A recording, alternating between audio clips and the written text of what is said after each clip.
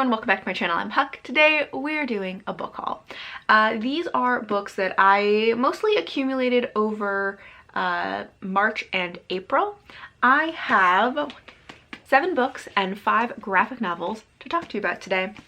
As always, we'll start with the 2023 releases that I have, and that's actually 4 of the 7 books that I have. So we'll start there. So first book up is Wayward by Amelia Hart. This is witchy in the setup of it. So we're following these 3 generations of women in this family who have this special kind of magical connection to nature. And so the first perspective that we're starting with is in 2019. She is in a controlling, abusive relationship, and she has recently inherited a small cottage in the country. And so she escapes her relationship and goes to this small cottage to kind of restart her life. We also follow her great aunt, I think, who was the one that left her the college, but we're following her when she was growing up in the 40s and the way that expectations of the time, but also her father and other men in her life specifically, are really constraining her and harming her. And then we also are following a perspective in the 1600s, who is one of their ancestors who is being accused of witchcraft and is on trial for witchcraft. This one I have already read. I actually read this in April, so you will see it in my April wrap up, which should be the video after this one. After that, we have Chaos and Flame by Tessa Gratton and Justina Ireland. So this is YA fantasy that I picked up primarily because of Tessa Gratton. She's one of my favorite authors, and this is a book that honestly, like, based on the premise, probably not something that I would have picked up on my own, but because it's Tessa Gratton, I'm intrigued and I wanted to give it a try. I kind of am at a point with her books where I'm trying to decide, like, as much as I love Tessa Gratton, is she an auto-read author for me? Like, do I want to read everything that she writes? Because I really love some of her books, and then I don't know if there's been a book that I like hated, but I just am kind of like meh about some other ones. So I'm not quite sure. I think I'm gonna see how I feel about this one. And one other book I have from her, which I have already started. I started reading Moon Dark Smile, which is also YA fantasy from her. And we'll see how I feel about those, and maybe that'll help me decide, like, as much as I deeply love Tessa Gratton, is she an auto-read author for me? I don't know. I think that it is, like, political fantasy where there are different, like, noble houses that are named after magical creatures, because there's, like, House Dragon, House Kraken, House Phoenix, and I think that it is maybe enemies to lovers, because I think that we have, our 2 main characters are from, like, rival houses. The little tagline on the front says they were sworn enemies. Fate had other plans.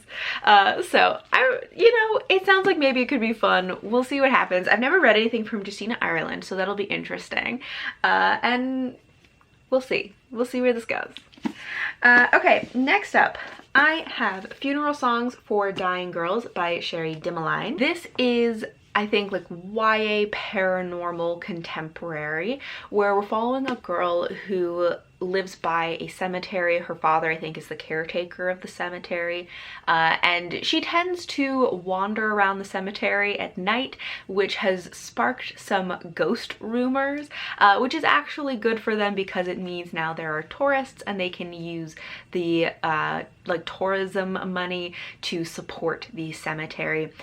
I think she ropes in her, like, essentially like her con artist cousin to help her out, but then they end up finding a real ghost, and things go from there.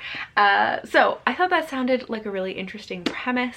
I have only read one other book from this author. I read The Marrow Thieves, which seems like this is going to be a very different vibe, but I'm really interested to see what it is.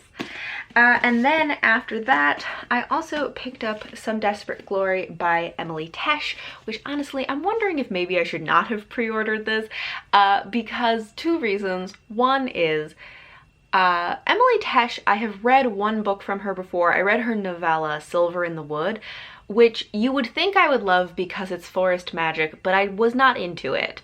And then the other reason I was like, should I actually have pre-ordered this, is just because since doing so, I've heard some reviews that were kind of underwhelmed by it, so I'm not sure if I actually am going to like it. I just got excited about like a new sci-fi that sounded kind of interesting because I'm like trying to read more sci-fi, so I decided to pick it up. I don't remember too much about it, but I do think that at this point Earth has been destroyed and our main character wants to get revenge for those who have destroyed Earth. I think that's part of the story. Okay, so those are the recent releases that I picked up. And then I have two books from a series. I can't remember if I've hauled these yet. I don't think that I have. I just think I've talked about them a lot.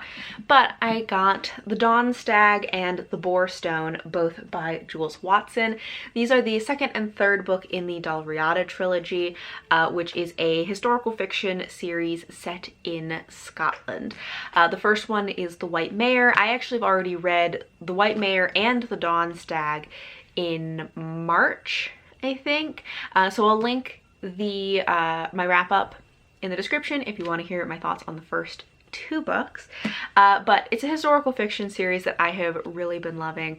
It is set around 80 CE in ancient tribal Scotland during the Roman invasion, when Rome has occupied Britain and is trying to make greater inroads into Scotland. And we're following two main perspectives, one of which is Rianne, who is a priestess and a princess of one of the Scottish tribes, and she has had some trauma in her past that is still affecting her. And then the other perspective that we're following is an Irish prince who has been betrayed and run out of his own kingdom, and so he and a small group of loyal men have shown up on the shores of Rianne's tribe. He agrees to help them fight off the Romans, and to solidify the alliance, he marries Rianne, which neither of them are happy about. Anyway, so these two books, the first two I've already read and I really enjoyed them. The first two are actually like a duology, and then the third book is a companion sequel that takes place about 300 years after the first two books. So we're following two characters in Roman occupied Scotland, and they end up, they're trying to travel somewhere, and in the process get caught up in some trouble.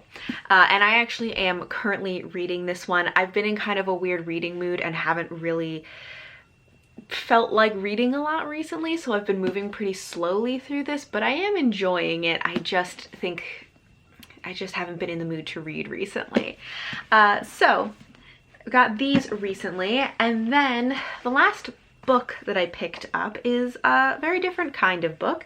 I got Make, Sew, and Mend, Traditional Techniques to Sustainably Maintain and Refashion Your Clothes by Bernadette Banner. So Bernadette Banner is a YouTuber that I watch who does like historical costuming content, and it's very interesting and also very like aesthetic, and I really love watching her sewing videos. And I also have learned some sewing techniques from watching her videos. Every time I have to figure out how to hand sew a buttonhole, I just rewatch her video where she explains it. So this is her book that explains all of these like, you know, simple and traditional techniques about how to do things like sew buttonholes and how to mend different kinds of garments and things like that. So I saw this at Joann's the other day and I was like, hey, I recognize her. I should get that book. And then on to graphic novels. Actually, I have 4 of these are manga and then 1 is a graphic novel. So The manga that I have is volumes 3, 4, 5, and 6 of Witch Hat Atelier. I read the first 2 volumes in March and decided to pick up a couple more books in the series. I really like the cover art for these, so I'm just going to show you because it's a little bit, is it a little bit washed out? Anyways, I just really enjoy the cover art for these a lot. So these are about this little girl who is obsessed with magic and wants to learn how to do magic. And in trying to do so, a spell goes wrong, she causes some trouble, and an actual witch shows up and decides to take her under his wing and teach her how to use magic for real. Brings her back to his atelier so that she can learn with his other apprentices, although she's kind of behind because they've been studying for years and she's trying to catch up. There's also this plot in the background, which I'm assuming will, you know, increase as we go on in the series, but there is also this sort of other sect of witches who are trying to use and manipulate this little girl for some reason for their own plots. I kind of want to read some more of these in May, hopefully make some progress. And then the last graphic novel that I picked up is The Moth Keeper by Kay O'Neill. So this is the same author that wrote the Tea Dragon Society.